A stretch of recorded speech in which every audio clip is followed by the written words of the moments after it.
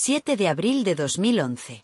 Uma quinta-feira aparentemente comum no bairro de Realengo, zona oeste do Rio de Janeiro. O relógio ainda marcava pouco depois das 8 da manhã, quando centenas de crianças se acomodavam em suas salas na Escola Municipal Tasso da Silveira. Eram risadas, conversas sobre provas, expectativas sobre o recreio, a rotina típica de qualquer colégio público brasileiro. Mas, naquela manhã, algo sombrio se aproximava dos portões da escola. Um homem caminhava decidido, carregando consigo uma mochila que escondia mais do que simples cadernos ou livros. Ele trazia armas, munições e um plano cuidadosamente arquitetado para transformar aquele espaço de aprendizado em um verdadeiro campo de horror. Poucos minutos depois, a vida de 12 estudantes seria arrancada de forma brutal, dezenas ficariam feridos, e um país inteiro mergulharia em perplexidade e dor. O massacre de Realengo não foi apenas uma tragédia. Ele quebrou a sensação de que escolas eram espaços invioláveis de proteção e inocência. Esse episódio não só escancarou a vulnerabilidade das instituições de ensino no Brasil, mas também trouxe à tona questões profundas sobre saúde mental, bullying, acesso a armas e a sombra da violência juvenil. Hoje, revisitar esse caso é reviver um dos capítulos mais sombrios da história recente do país, mas também é compreender como a sociedade respondeu, e continua respondendo, ao eco desse dia maldito. O atirador, a mente por trás do horror. O nome dele, Wellington Menezes de Oliveira, 23 anos. Ex-aluno da escola onde cometeria a chacina. Para muitos, um jovem introspectivo, tímido, estranho. Para outros, um invisível, alguém que passava despercebido. Mas dentro dele, uma tempestade silenciosa crescia há anos. Durante a adolescência, Wellington foi alvo constante de humilhações e bullying. Colegas zombavam de seu jeito retraído, de sua forma de falar, de sua aparência. Esses episódios, aparentemente banais para alguns, foram se acumulando como feridas abertas que nunca cicatrizaram. Isolado socialmente, Wellington desenvolveu um ressentimento profundo contra colegas e contra a própria escola. Sua vida pessoal também era marcada por abandono. Órfão de mãe adotiva e sem figura paterna presente, ele cresceu sem referências de apoio emocional. Passava horas recluso em casa, mergulhando em conteúdos religiosos extremistas, fóruns obscuros da internet e histórias de massacres internacionais. O ataque a Columbine, em 1999, parecia ser uma de suas grandes inspirações. Antes da chacina, Wellington deixou cartas perturbadoras. Nelas, falava de pureza, de julgamentos divinos e de uma espécie de missão espiritual que acreditava estar cumprindo. Em suas palavras, havia uma mistura de delírio religioso, desejo de vingança e profunda desconexão com a realidade. A obsessão foi além. Ele comprou 2 armas de fogo e treinou com elas antes do ataque. Pesquisou rotas, planejou entradas e até pensou em como sua morte deveria acontecer. Não havia improviso. Cada detalhe foi calculado. O retrato de Wellington é o de alguém que, ao longo dos anos, deixou de enxergar qualquer saída para sua dor além da destruição. A escola que um dia foi palco de suas humilhações se tornaria, em sua mente, o local perfeito para sua vingança. O massacre, minutos de puro terror. Naquela manhã, Wellington chegou à escola com roupas simples e mochila às costas. Disse aos seguranças que precisava retirar documentos, já que era ex-aluno. Sem levantar suspeitas, entrou.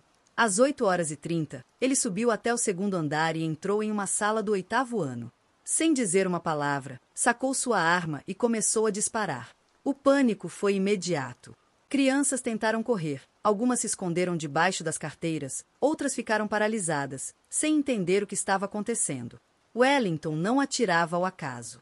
De acordo com as investigações, ele mirava principalmente em meninas. A cada disparo, o silêncio era quebrado por gritos desesperados, choros sufocados e pedidos de socorro.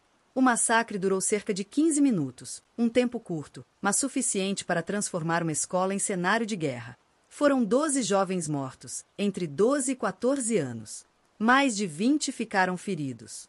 Professores, em desespero, tentaram conter a tragédia trancando portas e protegendo alunos. Em meio ao caos, alguns conseguiram escapar pelas janelas e corredores. A polícia foi acionada rapidamente. O primeiro a entrar na escola foi o sargento Márcio Alves, que conseguiu alvejar Wellington na perna. Ferido e encurralado, o atirador deu o último passo de seu plano, apontou a arma contra si mesmo e puxou o gatilho. O massacre havia acabado, mas as consequências apenas começavam. O Brasil em luto, repercussões e debate nacional. A notícia se espalhou em questão de minutos. Jornais, rádios e televisões interromperam suas programações para noticiar o que parecia impossível: um massacre escolar no Brasil. Até então, esse tipo de crime parecia distante, associado a outros países. O país mergulhou em choque. Pais corriam desesperados para a escola em busca de notícias dos filhos. Muitos encontraram apenas silêncio e tragédia.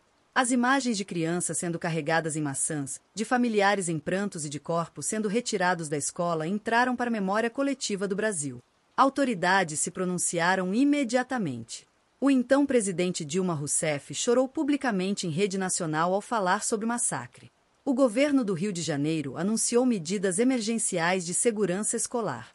O debate sobre armas de fogo voltou à tona com força, assim como discussões sobre bullying, saúde mental e prevenção da violência em escolas.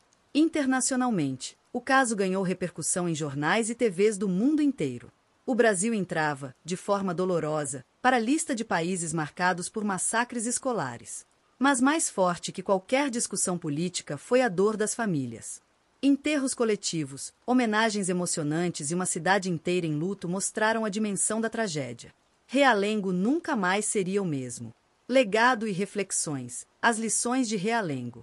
A Escola Municipal Tasso da Silveira se transformou em um espaço de memória. Nas paredes, homenagens às 12 vítimas lembram diariamente que vidas inocentes foram brutalmente interrompidas. Mas o massacre não ficou apenas na lembrança. Ele provocou mudanças. Escolas passaram a adotar protocolos de segurança, aumentar vigilância e repensar estratégias de acolhimento de alunos. O episódio também reforçou a necessidade urgente de políticas públicas voltadas à saúde mental, principalmente para jovens em situação de vulnerabilidade. O massacre expôs uma ferida, a forma como a sociedade muitas vezes ignora sinais de sofrimento, isolamento e violência latente. Wellington deixou pistas, mostrou sinais, mas nada foi suficiente para impedir que sua dor se transformasse em vingança. As famílias das vítimas se uniram em movimentos de memória e prevenção. Lutam para que as mortes de seus filhos não sejam em vão e para que o Brasil jamais esqueça aquele 7 de abril. O legado de Realengo é doloroso, mas necessário. Ele nos lembra de que o mal pode nascer do silêncio, do descaso e da falta de acolhimento. Mais do que recontar uma tragédia, é preciso refletir sobre como evitar que a história se repita.